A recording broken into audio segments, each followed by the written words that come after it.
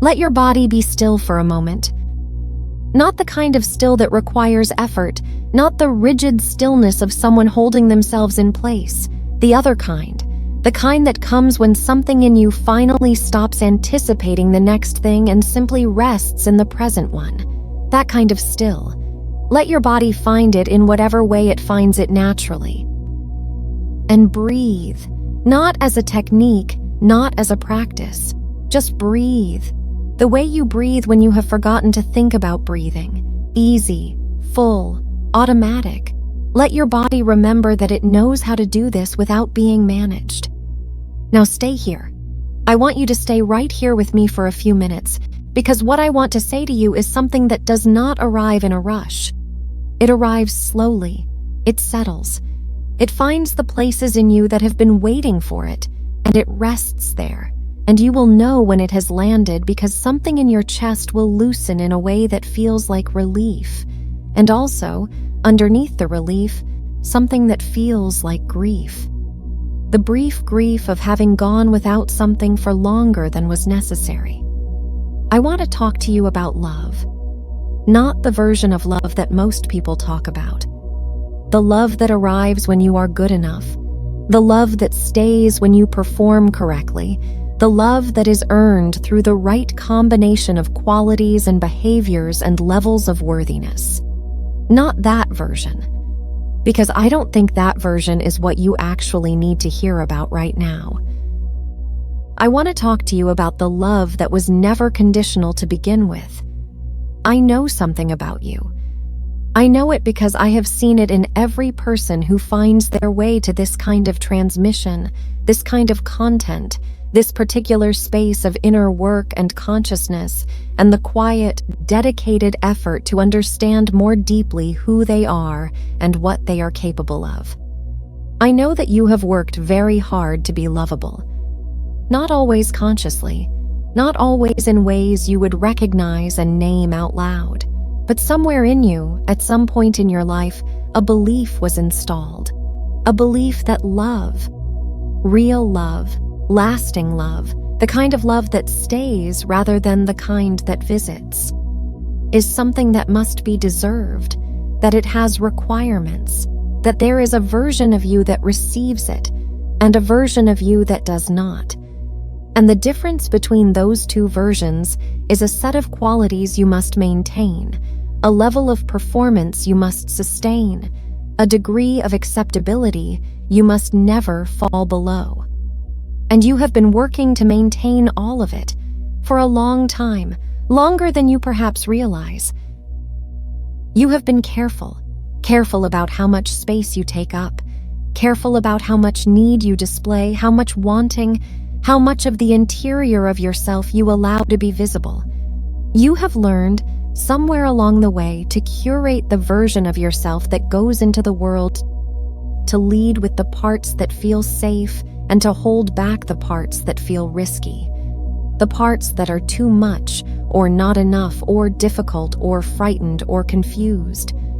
The parts that want things and don't know how to want them cleanly without it looking like need. You have been, in the most tender and understandable way, performing. And I am not saying this as a criticism. I am saying it as a recognition. Because the performance is not a character flaw, and it is not evidence of something broken in you. It is evidence of someone who learned, in a very specific and very early way, that love was not automatic, that it was not the baseline, that it was something you could have, but only if you were careful, only if you were good enough, only if you maintained the distance between the real you and the presented you within an acceptable range. That lesson was not true, but it was convincing.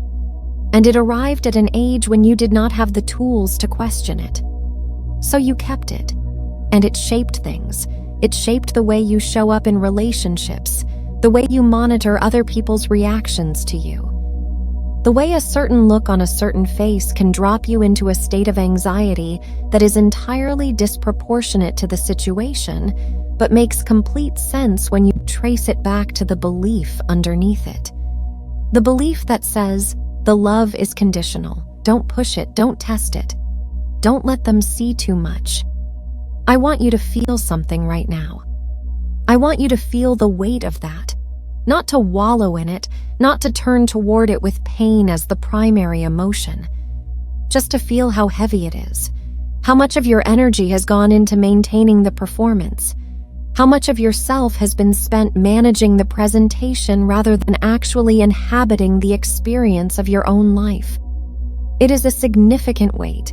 When you feel it honestly, you can understand with great compassion why you are tired in ways that sleep does not fully resolve.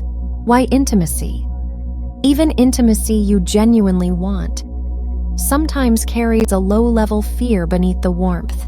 Why being truly seen by another person feels like both the thing you most want and the thing that most threatens you simultaneously. You are exhausted from the performance, and the exhaustion is not weakness. It is the natural result of having carried something very heavy for a very long time. Now let me tell you the truth. The love was never conditional. Not the love that you actually need, not the love that is the baseline of existence. The love that is woven into the fabric of what you are and what you have always been. That love has no requirements. It does not have a list. It does not monitor your performance or revise its position based on how you showed up last Tuesday, or whether you held it together last month, or whether the interior of you, when seen fully, meets some standard of acceptability. That love is not waiting for you to earn it. It is not withheld until you are ready to deserve it. It is not something you are approaching from a distance, getting closer to with every improvement, but not there yet. You are already loved. Right now, in this moment, with every part of you that you have learned to keep hidden, every part of you that feels too much or not enough, every part of you that is frightened or confused or wanting something and not knowing how to want it without it looking like weakness. All of that is loved, not in spite of those things, not with an asterisk, without condition, without performance requirement, without a version of you that would be loved more if only you could fix the parts that feel broken. You are loved as the whole thing, the complete, unedited, uncurated whole of you. Let that land. Let it actually move through you rather than skimming across the surface of your mind as an interesting idea. Feel what happens in your chest when you allow the possibility that this is true. Feel the particular quality of the emotion that arises, because almost everyone who truly receives this for a moment feels something complicated.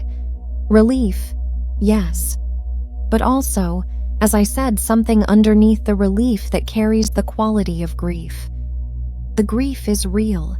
It is the recognition of how long you have been doing without this. How many years of your life you have spent in the performance, managing the presentation, holding back the real you because you were not certain the real you would be received with love.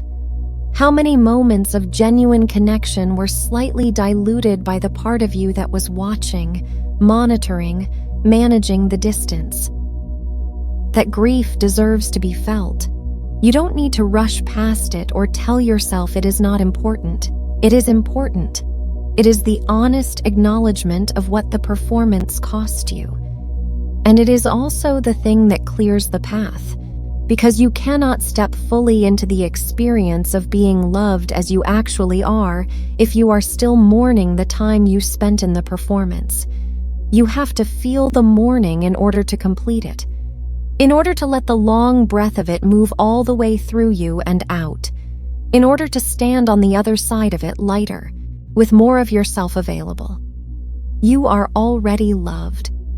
I want you to consider what would be different about your life if this were the truth you operated from. Not the performance truth. Not the one that says love is conditional and the goal is to stay within the acceptable range. The actual truth. The one that says, I am loved as I am, fully, without the performance, without the curation, without the careful management of what is visible and what stays hidden. What would you do differently? How would you move through your days? How would you show up in the relationships that matter most to you? How much of yourself would you allow to be present in those relationships? Not the managed portion, not the safe portion, but the actual unfiltered, real you that has been waiting behind the performance for as long as the performance has been running. How would your body feel? Notice that question physically. Feel what your body does when you imagine moving through a day from the baseline truth that you are already loved rather than from the baseline anxiety of trying to remain lovable. There is a softening that is available, a specific relaxation of something very deep, not in the muscles, but in the vigilance. The low-level vigilance that monitors constantly for signs that the love is being withdrawn, that the performance is slipping, that something you said or did or were has pushed the available love slightly further away. That vigilance is extraordinarily tiring, and it is entirely unnecessary. Because the love that matters, the love that is the foundation of everything, the love that does not fluctuate based on your performance or your best day or your worst day. That love is not something you can push away. It is not something that monitors you for infractions. It does not have a threshold of acceptability beyond which it withdraws. It is simply there, steady, present, not watching you perform, simply with you. In the same way that the air is simply there, not requiring you to earn it or maintain it, not granted on condition of good behavior, simply there, simply available, simply part of the environment in which you exist. You have been holding your breath, not literally. Although even literally, even physically, there is likely a quality to your breath that reflects the vigilance, a slight shallowness, a slight held quality, a slight bracing. But more than physically, you have been holding your breath in the deeper sense. Waiting to see whether the love remains available. Waiting for the evidence that you have performed well enough to deserve to exhale. You can exhale now. Not because you finally performed well enough, because you finally understood that the performance was never what it was about. The love was never waiting for the performance to be good enough. The love was always there, underneath the performance, regardless of the performance, available to you the moment you stopped requiring yourself to earn it before you allowed yourself to receive it. The receiving is the only thing that was ever asked of you. Not the earning, the receiving. And receiving is what happens when you stop holding yourself slightly apart from the thing being offered, slightly to the side, slightly uncertain whether you are really the intended recipient. When you step fully into the space of it and allow it to be as complete and as unconditional as it actually is. Let your shoulders drop right now, not because you are forcing relaxation, but because you are recognizing something that makes the holding unnecessary. You are already loved. The you that you show people and the you that you keep hidden. The you on your best day and the you on the days when everything feels wrong and you cannot seem to find the version of yourself that performs adequately.